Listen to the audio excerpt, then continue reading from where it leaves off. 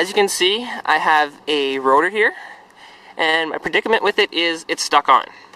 So I'm going to show you guys a little trick I found on how to remove it. First, you need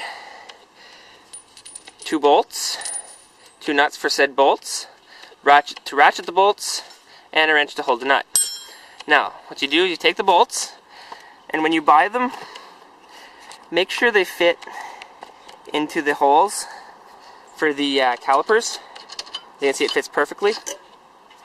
So what you do is you take your nut and your bolt, put the bolt through, thread the nut on.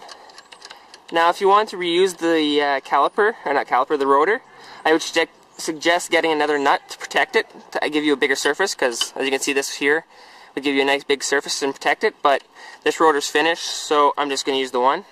So you thread it on as far as you can by hand until it gets nice and snug,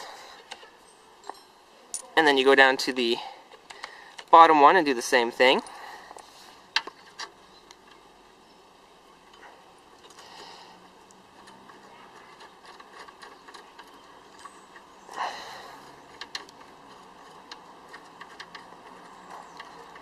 And now I'm sure you can see what's going to happen here to get this on. So yeah, as you do, you put your wrench on here and your socket on the other side here, like so, and then you tighten it, and what it's going to do is it's going to push on the rotor, push it loose, back these off, turn the rotor, do it again, turn the rotor, do it again until it pops off. So I'm going to let you guys sit here and watch.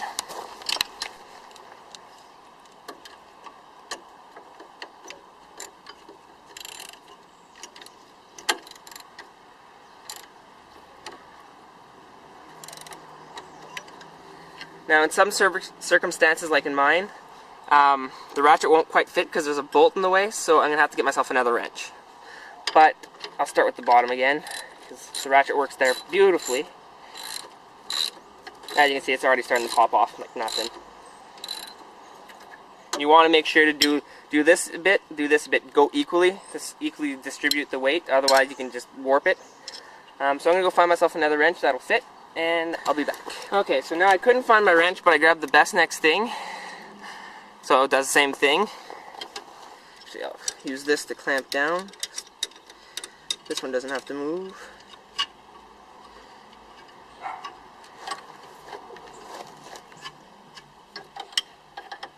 Doesn't go as quick, but gets the job done anyways. Except when you do that.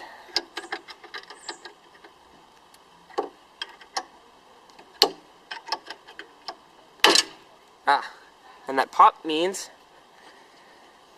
that it's loosened. So back these off. As you can see, they become loose. Back them off a bit. Let's see, can we wiggle it off? Not quite. So now you can see this side's popped off. So I'll rotate it complete 180. Tighten the bolts back up again. And do it about there.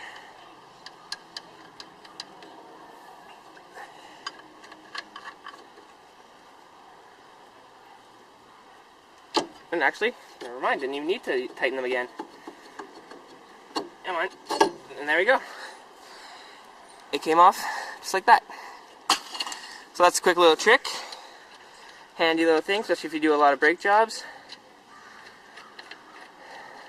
So, yeah, I'm going to try to give you more tips like this in the upcoming days, hopefully.